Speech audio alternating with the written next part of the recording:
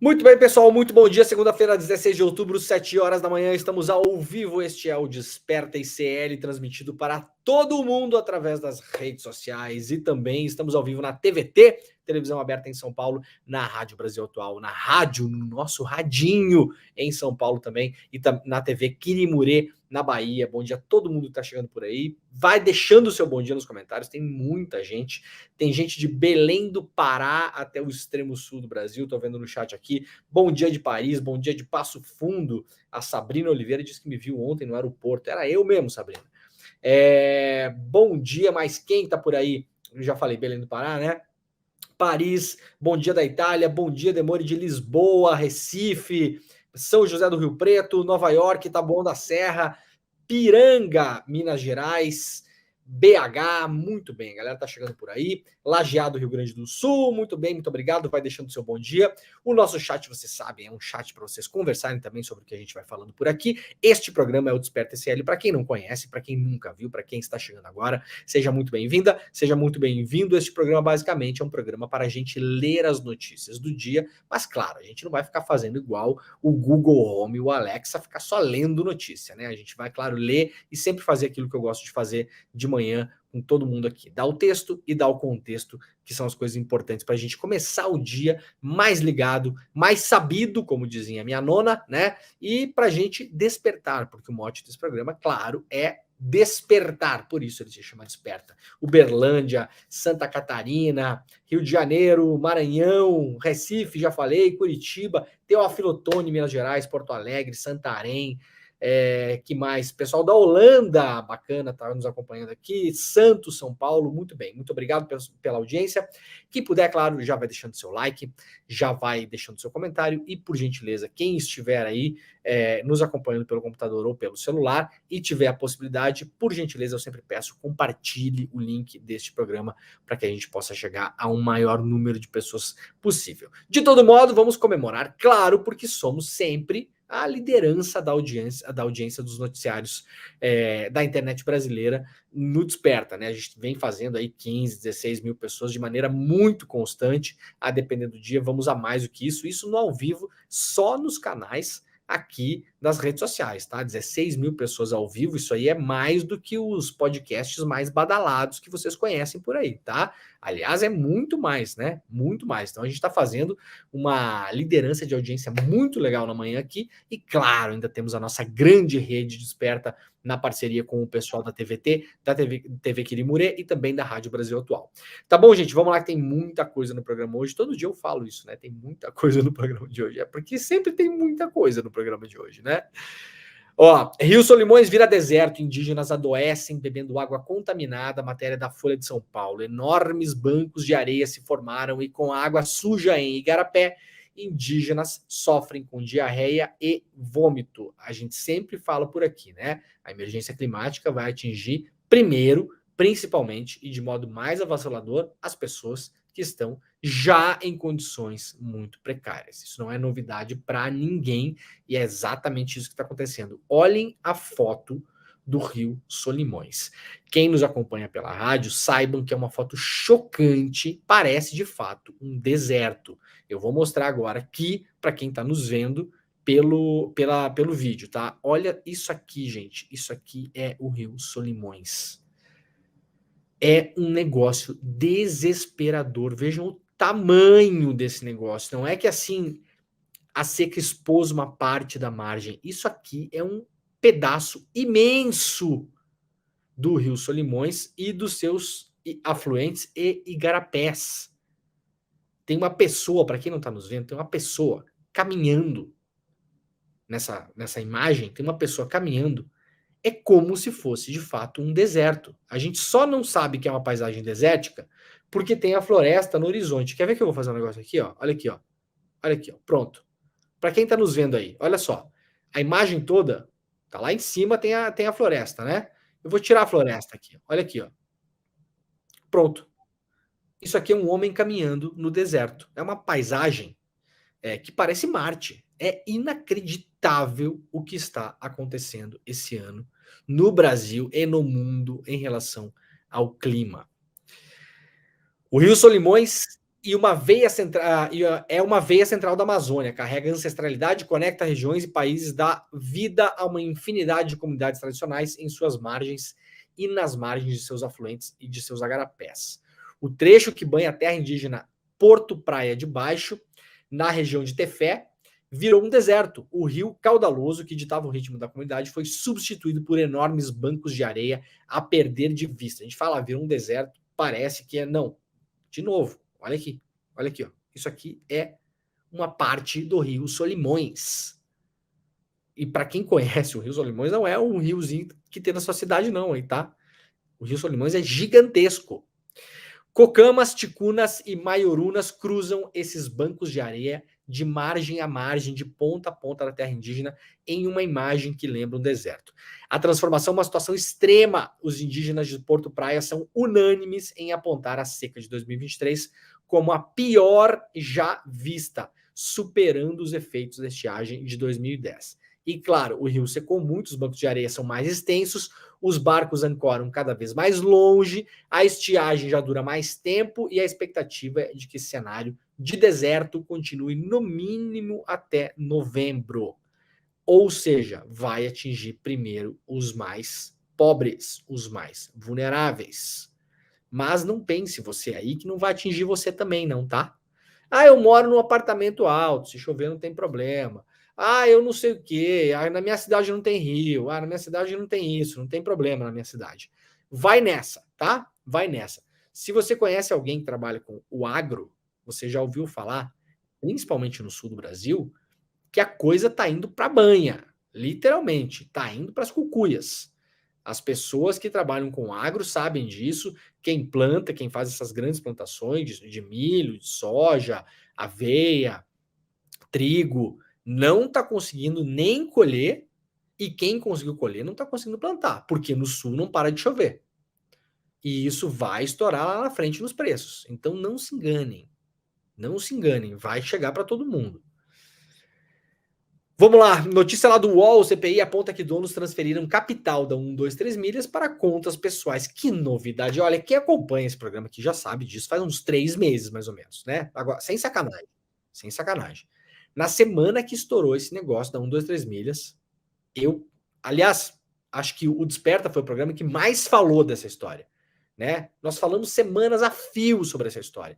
Fiz alertas para as pessoas pararem de pagar prestação que estavam pagando de viagem para isso. Espero que vocês tenham ouvido o meu alerta, né, gente? Pelo amor de Deus. Vocês ouviram o que eu falei, né? Ó, por favor, lá no chat, quem estava pagando parcela de 1, 2, 3 milhas, que parou de pagar depois que eu vi aqui, pode comentar aí, pelo amor de Deus. Pararam de pagar, né? E eu já tinha alertado que essa 1, 2, 3 milhas, ela é parte de um sistema de várias empresas, Max Milhas, compra milhas, vende milhas, não sei o que milhas, várias milhas, né? E falei, olha, essa gente nunca fica na pior. Nunca fica na pior. Porque há uma diferença, as pessoas confundem muitas vezes, né? 1, 2, 3 milhas pediu recuperação judicial, ou 1, 2, 3 milhas faliu, 1, 2, 3 milhas fechou. A gente pensa que o dono da 1, 2, 3 milhas é igual você, que tem lá a sua microempresa, o seu MEI, né? Porque você contém o seu MEI, você contém a sua microempresa, você quando emprega lá um funcionário, 2, 3, tem um comércio, tem um negócio de serviço e tal. Quando a sua empresa vai à falência, se isso acontecer, espero que não aconteça, mas acontece, né? É muito comum você ir à falência. Porque você e a sua empresa, nesse contexto, né? É tudo a mesma coisa. Não é que vai sobrar muita coisa. Mas vocês não se enganem, tá? É diferente no andar. Lá no andar de cima, a coisa é diferente, gente. Essas empresas onde gira muita grana, que tem muito capital, né? Que tem dinheiro entrando e saindo o tempo todo, que tem fluxo de caixa, a empresa pode até ser deficitária. Atenção, isso é diferente da tua empresinha aí, né? Porque a gente está acostumado com o nosso dia a dia. Então, as nossas empresinhas, tal, se ela vai à falência, a minha, por exemplo, se a minha empresa hoje vai à falência, né? Eu vou à falência, minha família vai à falência. Porque é tudo a mesma coisa, né? Você está trabalhando hoje para pagar o dia de amanhã. Nesses casos, onde tem muito fluxo de caixa, diferentemente do nosso caso, cidadão comum, réis mortais, esses casos podem até rolar no prejuízo, ficar rolando, rodando no prejuízo, por anos. Tá? Uma empresa muito grande, ela pode rodar no prejuízo por anos, contanto que ela tenha fluxo de caixa. Então ela pode ter prejuízo contábil, mas ela vai lá e faz uma rodada, e entra investidor, e vem dinheiro, e papapá. Aquela coisa. Empresas do Vale do Silício, que nós conhecemos, Twitter e tal, várias, rodam com prejuízo há anos. O Twitter é uma, deve ter dado lucro 2 ou 3 vezes na história. O resto é só prejuízo. Mas os donos sempre ficam cada vez mais ricos.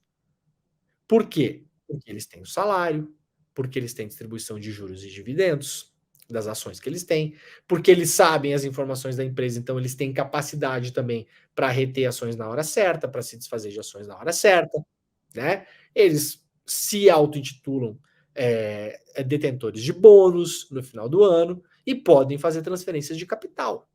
Então não se engane, que a coisa não é como roda aí na sua padaria, no seu consultório de odontologia, na sua, que mais? Na sua empresa de design gráfico, na sua empresa onde você faz adesivo para caminhão, onde mais? Não vai, não é assim, tá bom? Na sua queijaria artesanal no interior de Minas Gerais, coisa maravilhosa, inclusive, adoro, amo, amamos, né? Não é assim que funciona, tá bom?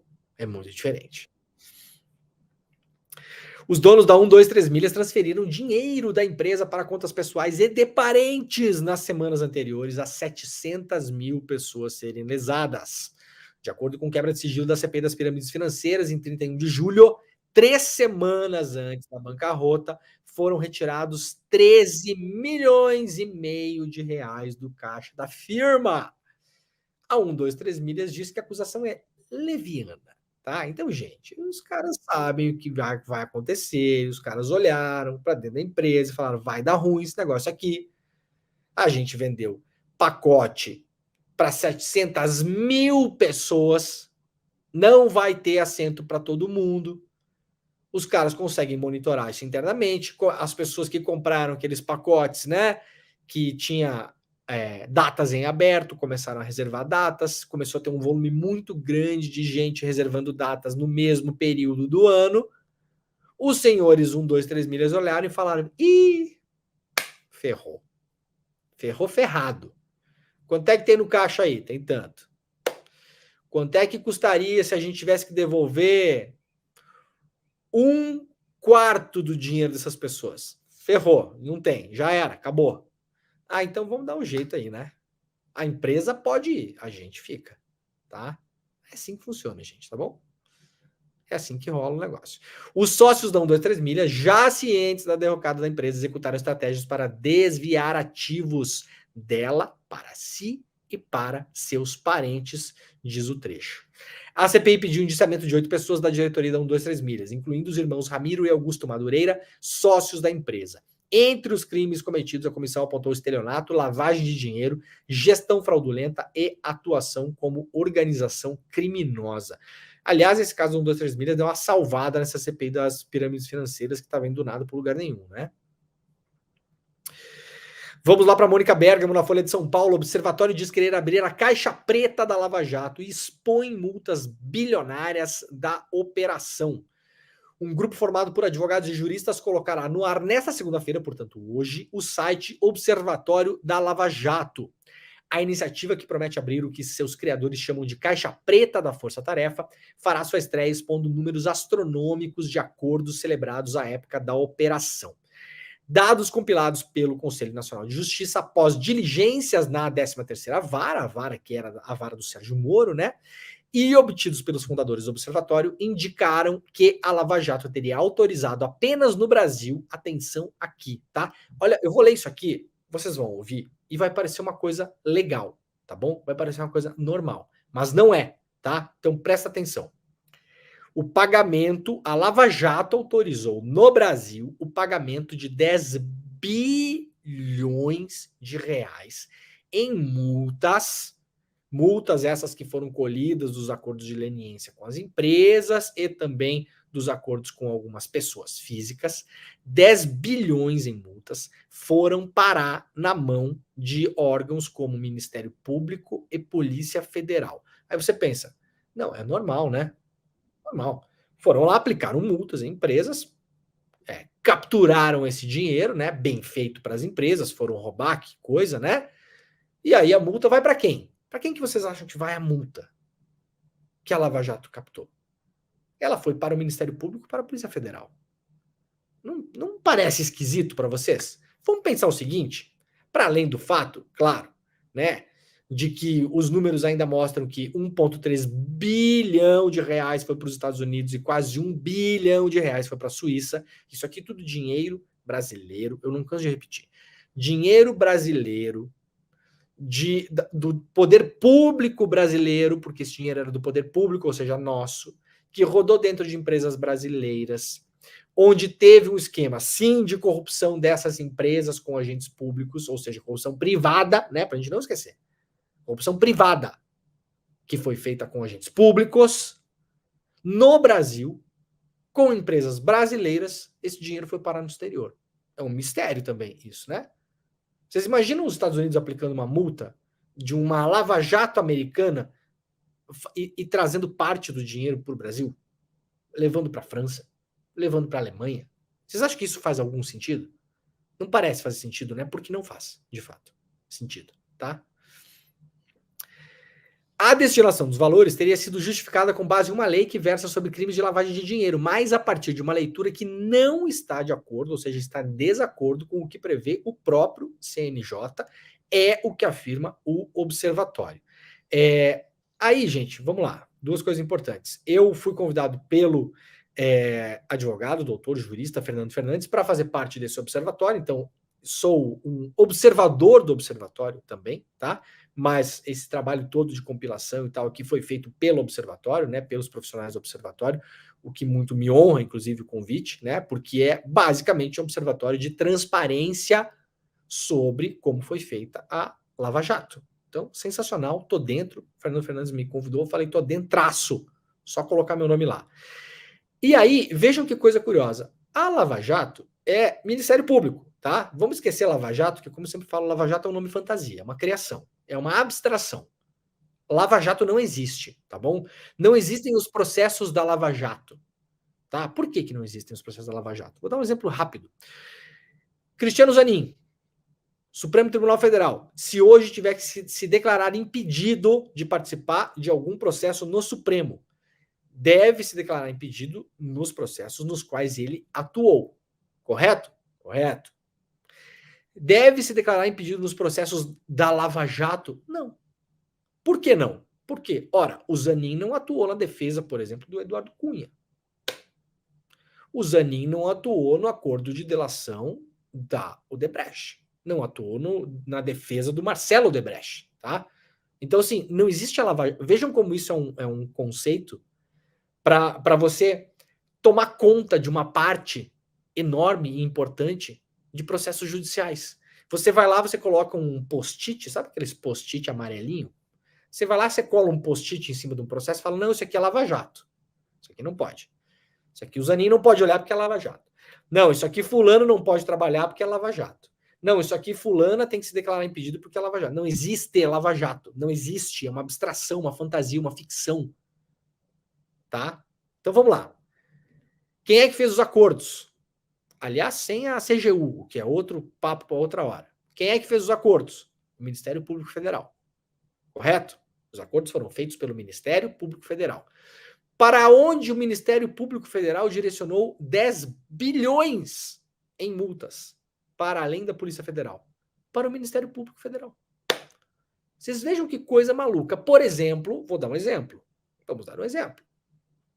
Um procurador, sabendo que pode fazer isso, vai lá e instaura um processo investigativo contra uma empresa.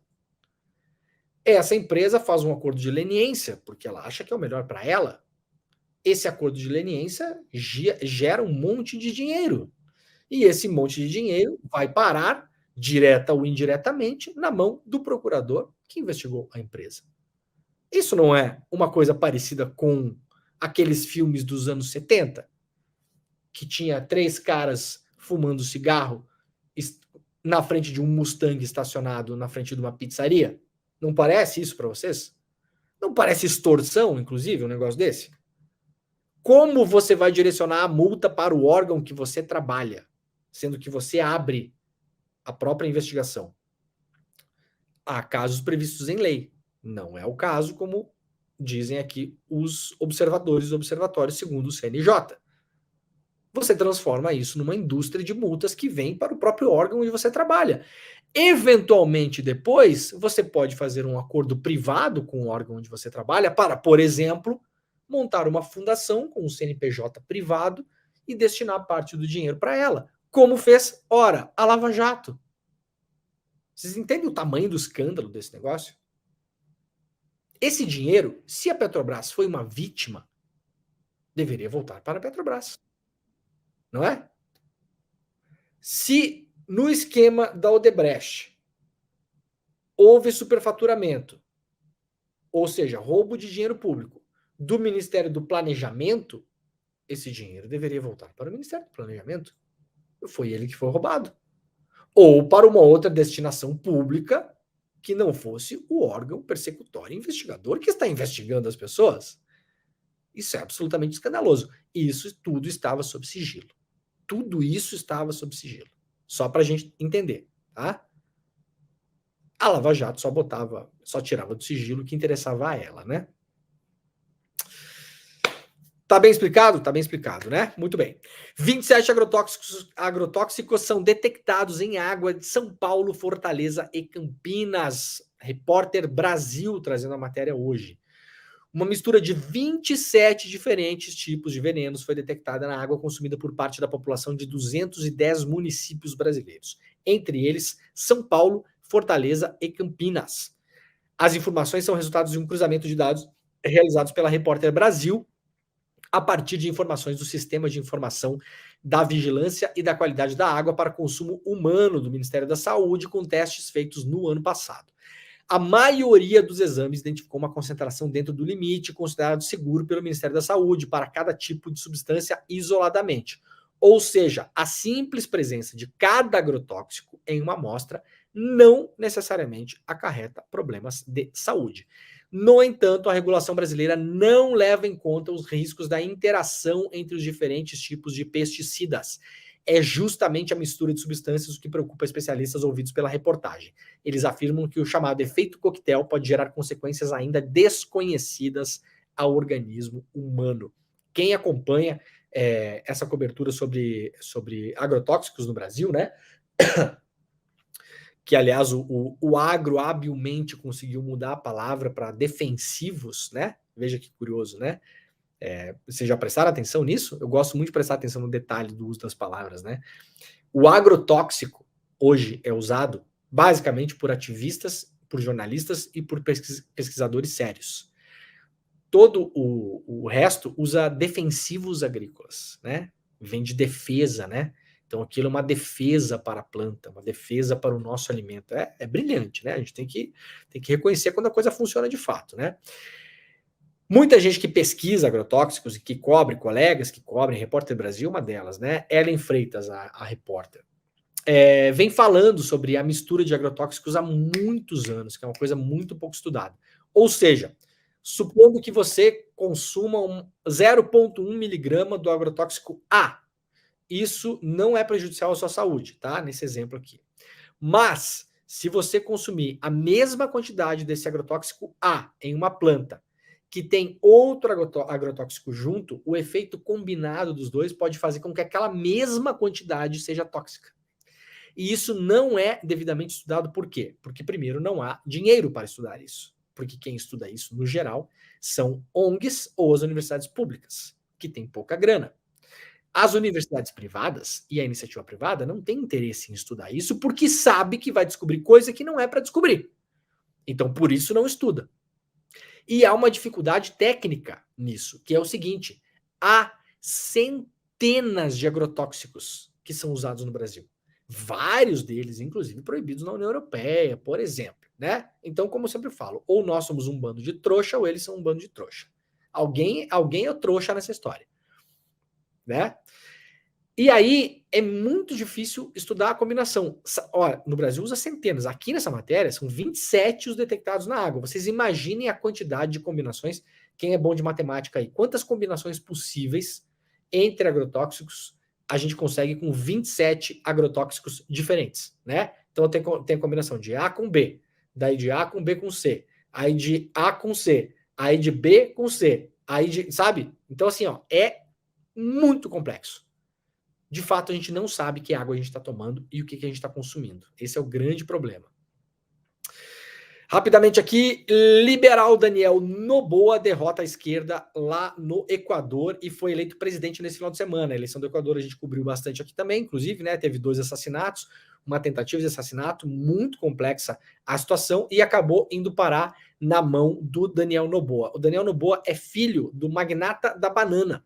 Para quem já viajou pelo mundo aí, já viu bananas para lá e para cá, né? Aquelas bananas Chiquita, já viram aquelas bananas? Então, é do pai desse cara, tá? É um bilionário, né? Então, o Equador agora vai ter um presidente que é basicamente eles vão cortar, né? Os middlemen, né? As pessoas do meio, assim, entre o capital e a política, né? Então pegaram o capital, colocaram direto na política, pronto, tá resolvido, né? Mais ou menos o que fez a Itália com Berlusconi anos atrás, né? Carolina Brígido está reportando lá no UOL, o governo federal envia para o Rio 550 agentes da Força Nacional e da Polícia Rodoviária Federal. A gente vai acompanhar isso aqui ao longo da semana, né? Porque o assunto da Palestina está tomando conta do noticiário, mas o que está acontecendo no Rio de Janeiro merece muita atenção. Tá? Tá acontecendo uma operação massiva policial no Rio de Janeiro. Essas coisas não costumam acabar bem. O governo vem dizendo, vários interlocutores do governo vem dizendo, o Flávio Dino é um deles, mas não só, várias pessoas, vários influencers, jornalistas, intelectuais ligados ao governo também, vem repetindo o mesmo discurso. Faz uns 15 dias esse discurso se unificou. A gente nota, né? Porque uma pessoa aqui fala uma coisa ali, fala outra lá, você vai pescando, opa, peraí, tá todo mundo falando a mesma coisa ao mesmo tempo, tá acontecendo alguma coisa, né? E o ouvido de jornalista já é treinado para sacar o que está rolando. Então tá acontecendo sim uma mobilização filosófica, inclusive, né?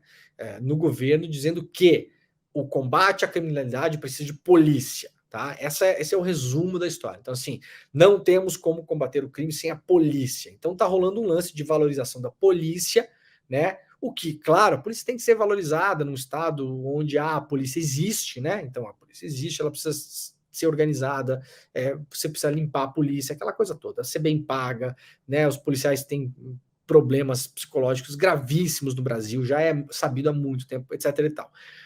O risco disso, você fazer a velha dicotomia falsa, entre polícia bom, bandido ruim. Quem é que faz isso? A direita. Quem faz isso é a direita. A política de law and order, né? Lei e ordem, uma política de direita. Quem ganhou a eleição nos Estados Unidos usando lei e ordem foi Donald Trump, por exemplo. Na Itália foi Matteo Salvini, foi Meloni, né? No Brasil foi Bolsonaro. Então, atenção com esse negócio. Calma lá. Porque polícia e bandido, principalmente no Rio de Janeiro, tá aqui, ó. Você não vê a fronteira. É difícil enxergar a fronteira. Polícia e bandido no Rio de Janeiro é uma zona cinza. Complicada. Então eu espero que essas coisas andem de um jeito que não é o jeito como a gente viu 550 agentes da Força Nacional e da PRF no Rio de Janeiro. Se fosse um ano atrás, eu ia dizer para vocês agora que amanhã, se tiver operação, vai aparecer 10 pessoas mortas. Vamos ver se a coisa vai do mesmo jeito. Eu espero que não. E fica aqui o meu recado, minha dica. Para quem acompanhou e acompanha agora um pouco mais à distância, né? Mas acompanhou, inclusive, sigo sendo processado pela Polícia Civil do Rio de Janeiro por ter denunciado uma chacina no Jacarezinho. Sigo, sou investigado até hoje.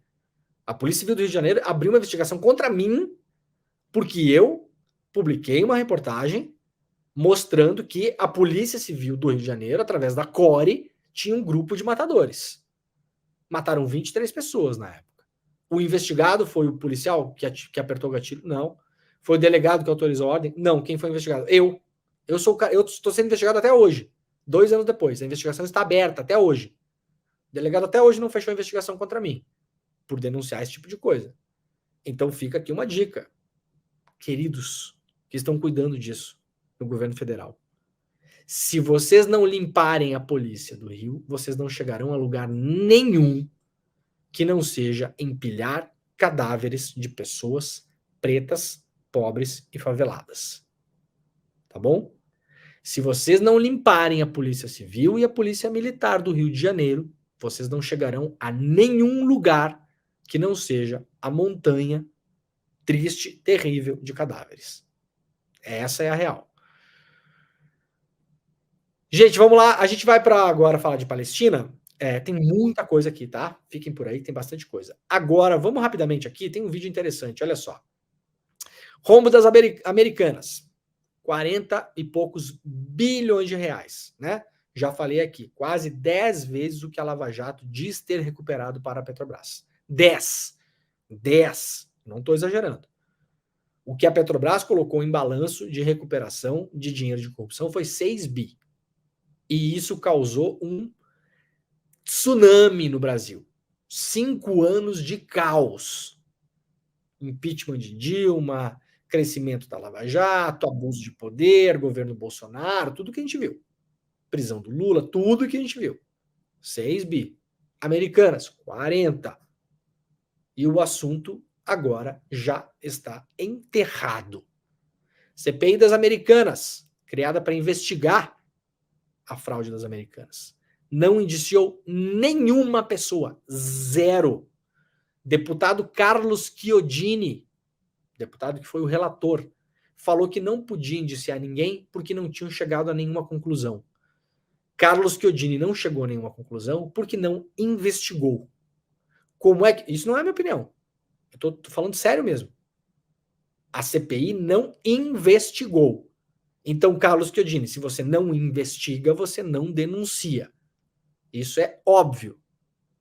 Me parece que essa CPI foi feita para isso, inclusive. Para, inclusive, dar salvo-conduto agora para os bilionários, os controladores, ex-controladores, para falar, não, veja bem, fomos, inclusive, aqui investigados por uma CPI muito séria, muito correta, uma CPI, fomos lá investigados, e a CPI não chegou a conclusão nenhuma, aliás, não nos indiciou, não nos denunciou, é verdade, de fato. A CPI foi ótima para os bilionários das Americanas, foi incrível, né? Saíram limpinhos e ainda ganharam um selo de aprovação. Olha aqui, ó, não corrupto. Quem falou? Não, tá aqui, fomos investigados. CPI tem poder de polícia. Agora tem um detalhe importante. Eles não foram convidados para depor, não foram intimados para depor. Os seus sigilos fiscais, bancário, telefônico, telemático não foram quebrados. Então, se você não investiga, é difícil chegar mesmo, né? A coisa lá no final, né? Aí agora, um dos bilionários das Americanas deu um depoimento para a CVM, Comissão de Valores Mobiliários, que, em tese, controla o mercado financeiro brasileiro, né? Foi lá dar um depoimento, porque a CVM está investigando ainda o caso. Aí, o único trecho do depoimento que vazou, né? O cara não foi lá dar um depoimento de 2 minutos. Foi lá, deu um depoimento. Qual o único trecho que vira notícia? Bilionário das Americanas conta bastidores da crise. Assista. Aí vai lá o Leandrinho assistir. Opa! Sicupira, que é um dos bilionários. Lehman, Teles, Sicupira, tá? É o trio.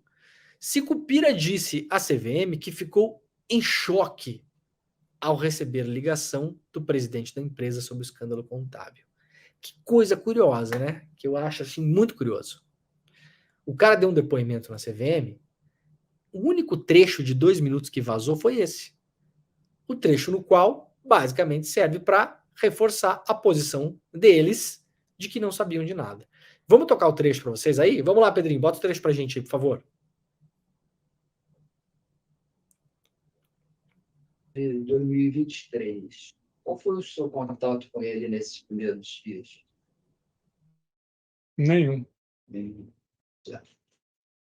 Meu primeiro contato com ele nesses primeiros dias foi quando ele ligou para o Eduardo para dizer que tinha um problema sério na companhia. O Eduardo estava em Portugal. Ele ligou imediatamente para mim pedindo se eu podia vir para o Rio. Pediu o Eduardo também para vir para o Rio. E me falou isso de tarde. Eu vim imediatamente para o Rio, porque eu fiquei com medo do Eduardo não chegar. Eu achei que ia arrumar um voo. E ele falou: não posso esperar. Dá para a gente marcar amanhã. Então, foi aí que eu falei com ele. Isso no dia 5. O Real que te ligou. Ligou primeiro para o Eduardo, depois para isso. Naturalmente, quando ele contou, eu já vi que era uma coisa gravíssima. Isso foi já no dia 6 de Real? Já quando ele chamou para ir, foi isso aí Veio na mesma hora. Isso aí um problemaço. E é pior, né? Porque você tem um problemaço que você não sabe, mas ele também não sabia que era o problemaço. Então, fiquei assim, em choque. Em choque, o que você tem que fazer? Sai do choque e age. Então, vou para lá imediatamente. Aí, no dia seguinte... Ele comentou alguma coisa no telefone? Ou foi comentou. A pessoa que tinha o problema? Comentou que tinha um problema, um problema grande de inconsistência contábil. Não estamos apurando ainda, mas só tem má notícia. Então, não tem nada que me leve a crer que eu estou errado, alguma coisa assim. Eu falei, pô.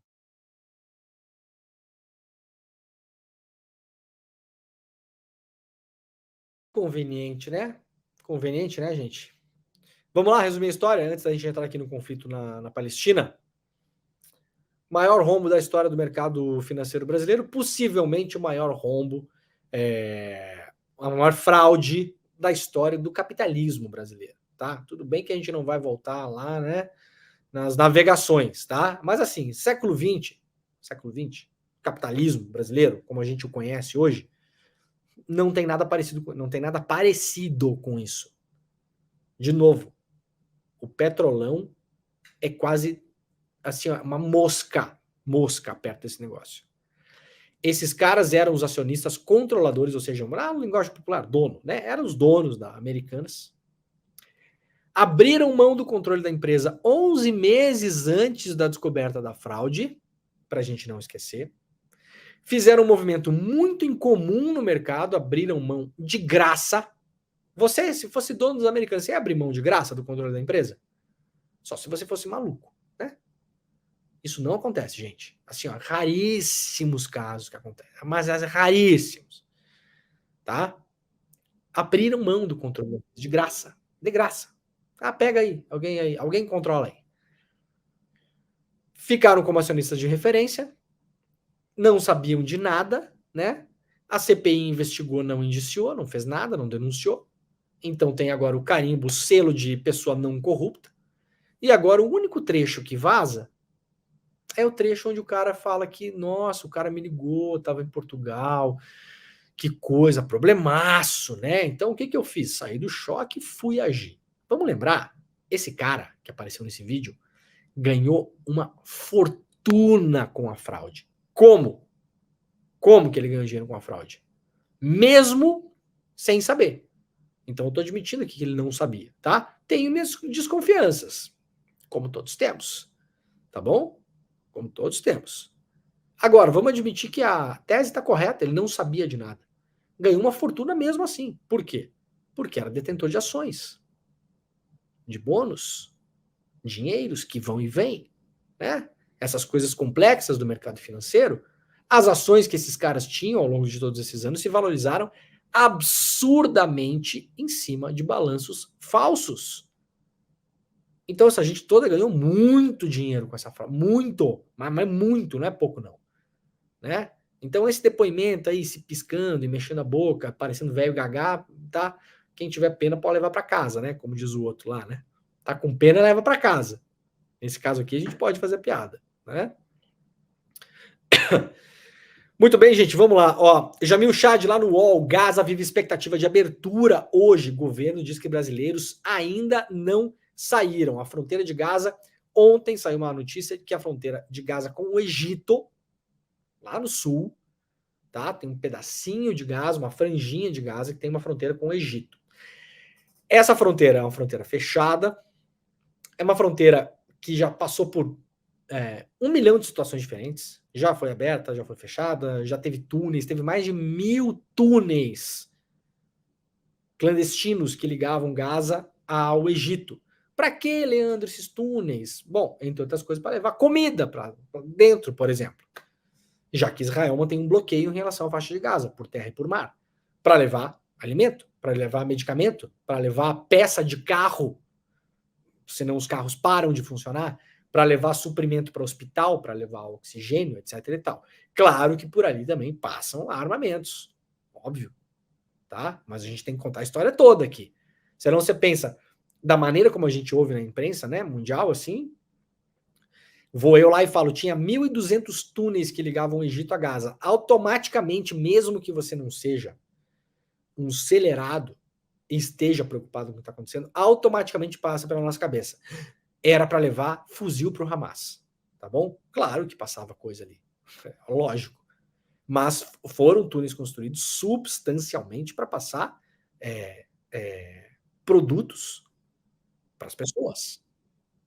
Sabe quantas pessoas vivem em Gaza? Segundo a última estimativa da ONU, 2,2 milhões de pessoas. Sabe quantas pessoas o Hamas tem em Gaza? 40 mil pessoas. Vocês viram a diferença? 2 milhões, 40 mil. Então, quando se fala que é uma minoria, mas não é uma minoria, é uma micro-minoria. Você tem 2 milhões de pessoas, população civil, 40 mil pessoas no Hamas. Esses são os dados oficiais, tá bom? Então, vamos colocar as coisas em perspectiva aqui. Sabem quantas pessoas já saíram do norte de Gaza e caminharam até o sul de Gaza e estão na fronteira agora? A ONU calcula 600 mil pessoas que chegaram lá de todos os modos possíveis e inimagináveis, inclusive a pé. Várias delas morreram no caminho porque foram bombardeadas pelo exército de Israel. Na rota de fuga. Rota de fuga essa compelida pelo exército de Israel, que mandou as pessoas saírem do norte de Gaza. Muita gente acredita agora, nesse momento, aliás, que Israel vai anexar o norte de Gaza. Então, Gaza, que já é pequeno, ficará pela metade. Ou ficará em 2/3. E agora, há vários brasileiros lá e o governo brasileiro está na região. O trabalho do governo brasileiro, nesse caso, é espetacular. Vocês poucas vezes vão me ouvir falar isso aqui no programa. Quem acompanha o programa sabe, né? Que aqui a gente distribui mais porrada do que carinho. Carinho só para vocês, só para quem acompanha o programa, né? Mas para os homens de poder, para os homens e mulheres de poder, a gente dá mais porrada aqui, porque a nossa crença é que a porrada faz a coisa funcionar, né? Faz a pessoa que está lá no posto de poder abrir o olho, se espertar. Agora, o trabalho do governo brasileiro, neste caso, de repatriação dos brasileiros que estão em Israel e em Gaza é espetacular. Eu vou dizer mais, é o melhor do mundo. A Grã-Bretanha estava cobrando 1.200 libras de passagem aérea para tirar os seus cidadãos de Israel, para vocês terem uma ideia. Tá bom? Então, para quem gosta de liberalismo, Margaret Thatcher, ô fã da Margaret Thatcher, vai lá morar lá. Vai lá pagar passagem para sair da guerra. O governo brasileiro já mandou 5 aeronaves para buscar brasileiros. Agora já pode ter mudado o quadro, mas até anteontem era o único governo que tinha feito isso. Único. No mundo.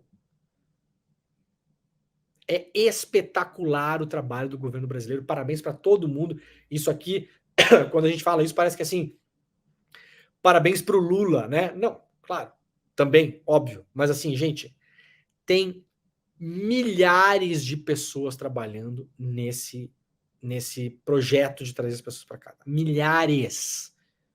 Vocês não têm ideia. Eu falei com muita gente, assim, Itamaraty, assim, pessoal da defesa, pessoal de relações da presidência, das relações internacionais da presidência. Gente, tem um mundo trabalhando para trazer essas pessoas para cá. Então, parabéns para todo mundo que está se arriscando para fazer esse trabalho, tá?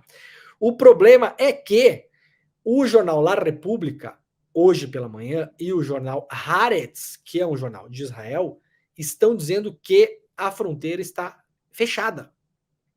E isso é baseado numa nota do próprio governo israelense. Lá no La República, publicado às 9 horas da manhã, hoje, escritório do premier Netanyahu, por hora não há cessar-fogo. Então diz aqui a nota, não há neste momento nenhum cessar-fogo e nem ingresso a Gaza de ajuda humanitária em câmbio, em troca da saída de cidadãos estrangeiros. Palavras do governo de Israel. Isso aqui até antes de eu entrar no ar, tudo pode mudar, né? Talvez as coisas tenham mudado nos últimos 15 minutos. Mas, por enquanto, a informação que temos, a fronteira com o Egito segue fechada. E segue fechada porque Israel não vai fazer cessar-fogo na região. Acaba de dizer isso hoje pela manhã, horário europeu. O Haaretz estava dizendo que a única coisa que eventualmente estava passando na fronteira era água. Tá? Deixa eu ver se eu consigo recuperar aqui, porque eu estava no live blog do Haaretz aqui. Eu acho que já andou. Aqui, ó. Cadê? Água. Deixa eu botar no artigo cheio aqui. Full article, water.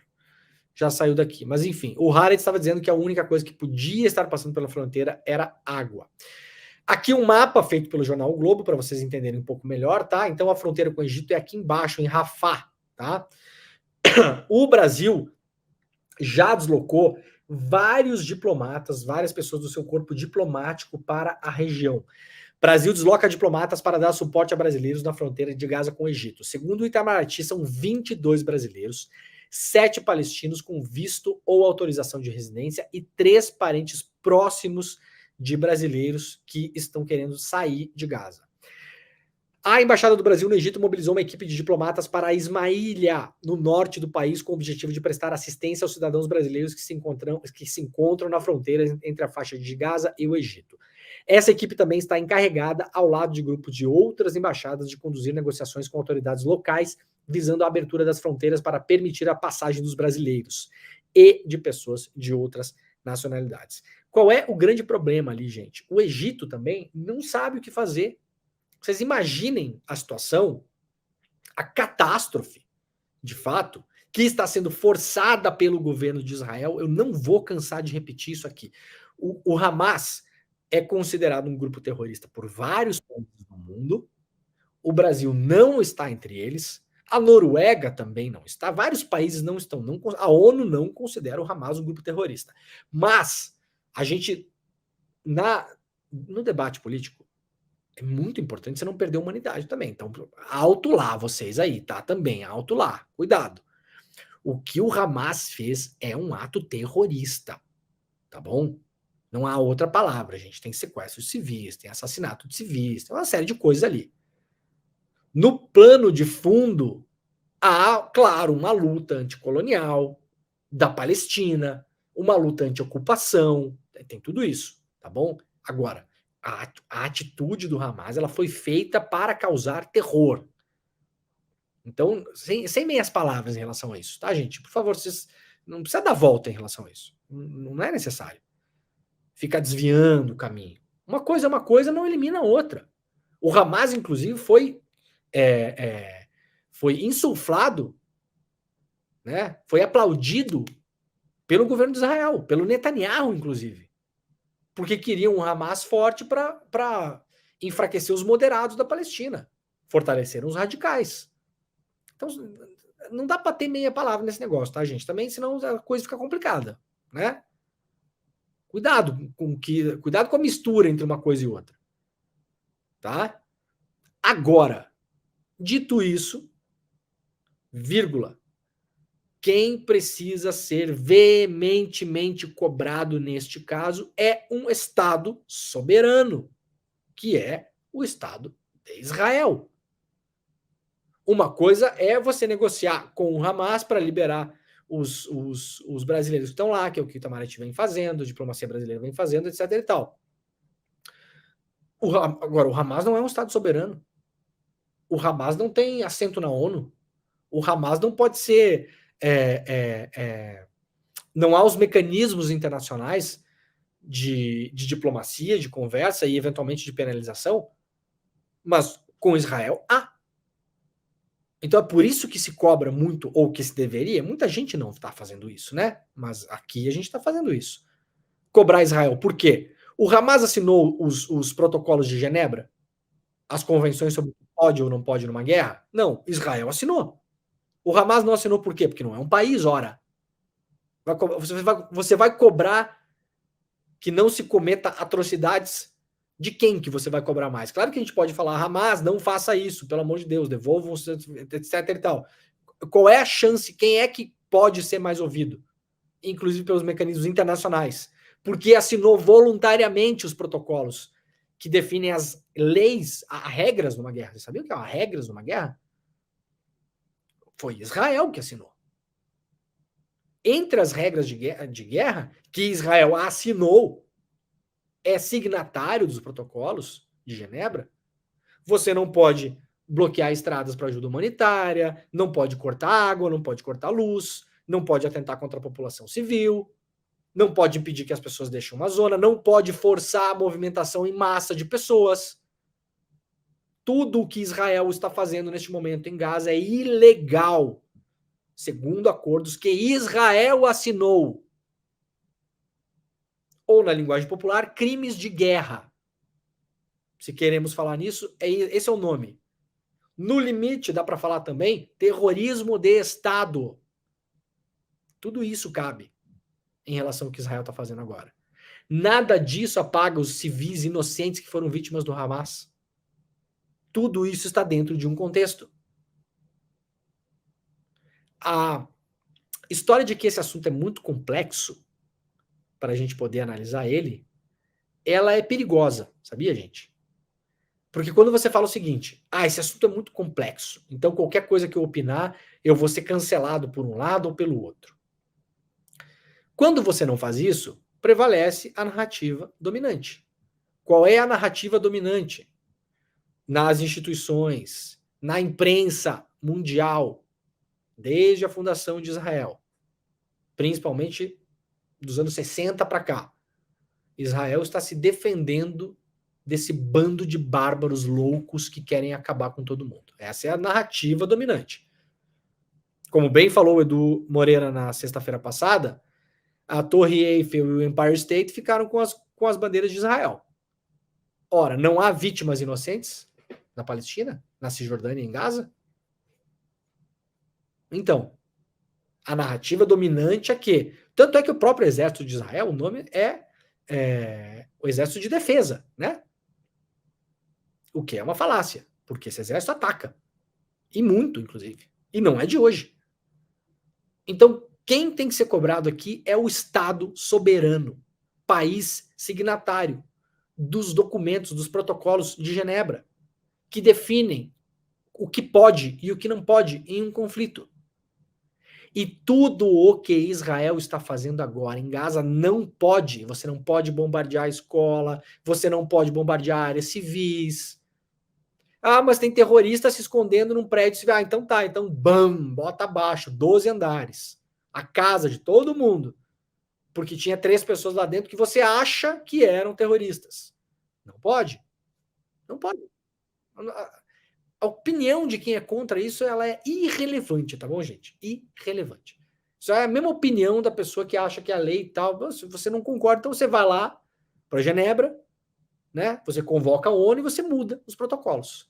Os protocolos que foram assinados por Israel hoje dizem que Israel está cometendo reiterados crimes na faixa de Gaza. Reiterados crimes na faixa de Gaza.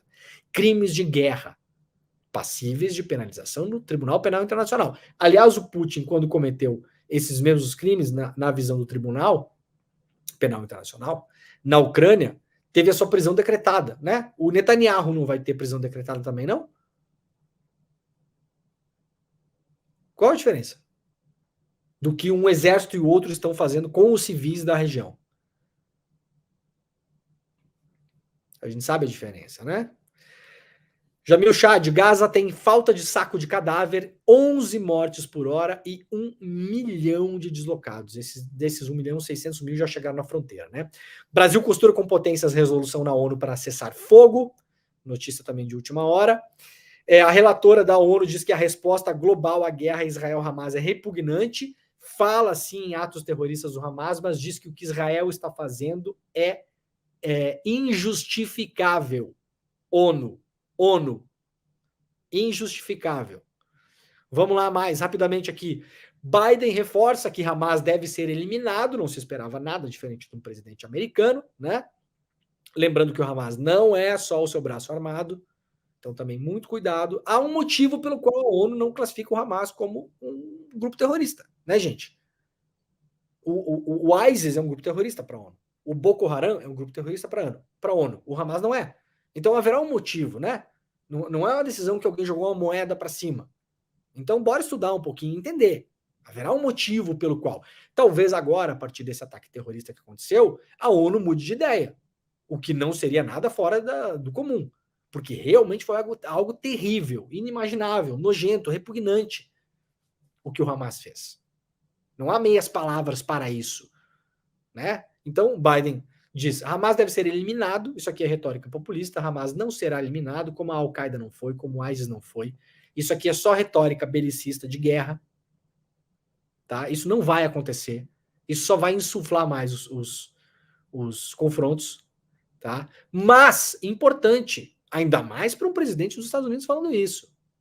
O Biden falou que se Israel ocupar Gaza, isso será um erro. Um erro. Né? Não é um erro, né, Biden? É um crime. É um roubo, é uma atrocidade. Né? É tudo isso. Mas, vindo do Biden, a gente, tudo bem, ficamos no erro. Né? Bom, gente, isso já está espalhando bastante. E aqui no Brasil, o jornalista Breno Altman está sendo vítima de ataques brutais. Quero prestar minha solidariedade ao Breno Altman, que aliás é judeu, né? Vem se posicionando contra o que Israel está fazendo e vem sendo vítima de ataques muito, muito nojentos nas redes sociais. O Brasil 247 publicou uma matéria hoje de manhã, muito importante, grupo sionista no WhatsApp fala em arrancar os dentes e cortar os dedos de Breno Altman. O 247 teve, deixa eu ver quem é que escreveu a matéria aqui, não tem o nome do jornalista, não tem. Um grupo de WhatsApp chamado Geopolitics, formado por quase 300 integrantes, fez essas ameaças, então, ao Breno Altman, que é editor do Opera Mundi, né? E aí tem várias mensagens aqui. Eu não vou mostrar as mensagens, porque, até vou dar uma dica para o pessoal do 247, porque os números de celulares estão nas mensagens, pessoal. Apaguem esses números, que isso aí pode dar problema, né? A exposição desses números. Mas é nojento, repugnante, violento o que está acontecendo com o Breno. Presto aqui minha solidariedade, parabéns para o 247 por ter publicado essa matéria, hoje pela manhã. Se der tempo, os colegas do ICL Notícias Primeira Edição vão falar mais sobre isso. E aí esse grupo faz uma lista de supostos inimigos de Israel, onde está, claro, o Breno Altman. E lá está o ICL também. Está o nosso querido Guga Noblat, nominalmente, e está o ICL, né? Essa gente enxerga jornalismo bem feito, contextualizado, explicado, organizado, que não seja servir de moleque de recados do governo de Israel, que não seja ser marionete da imprensa mundial. Essa gente enxerga isso como sendo uma coisa feia, ruim. Então o ICL está nessa lista, né? Então, tirando o caso nojento, horrível desse caso, a mim muito me orgulha estar nessa lista, viu, senhores? Tá? Muito bem, pessoal, vamos lá, o programa está acabando. Muito obrigado, pessoal, que nos acompanha pela TVT, pela Rádio Brasil Atual e pela TV Quirimuria. Nós voltamos amanhã, tá bom? Tchau pra vocês. Ó, gente, tá começando agora o ICL Notícias primeira edição. Acompanhem tudo o que está acontecendo, claro, lá na Palestina, em Gaza principalmente, né? Os brasileiros que desejavam voltar para casa, a maioria já voltou, graças à ajuda dos aviões pelo governo federal do Brasil, mas os que estão em Gaza ainda não conseguiram sair de lá. São cerca de 30 pessoas que estão desesperadamente buscando uma saída pelo Egito. A gente vai acompanhar isso. Fiquem agora com o ICL Notícias primeira edição. Qualquer novidade em relação à abertura da fronteira, vocês saberão em primeira mão lá com a Vivian e com o William, tá bom? Eu volto amanhã. Muito obrigado e tchau pra vocês. A liberdade de imprensa é que garante acesso a informações que não são contadas de uma forma natural, né, pelos seus atores. ela faz parte da democracia, caminha lado a lado com quem quer progresso, com quem luta por direitos, porque a liberdade de expressão garante essa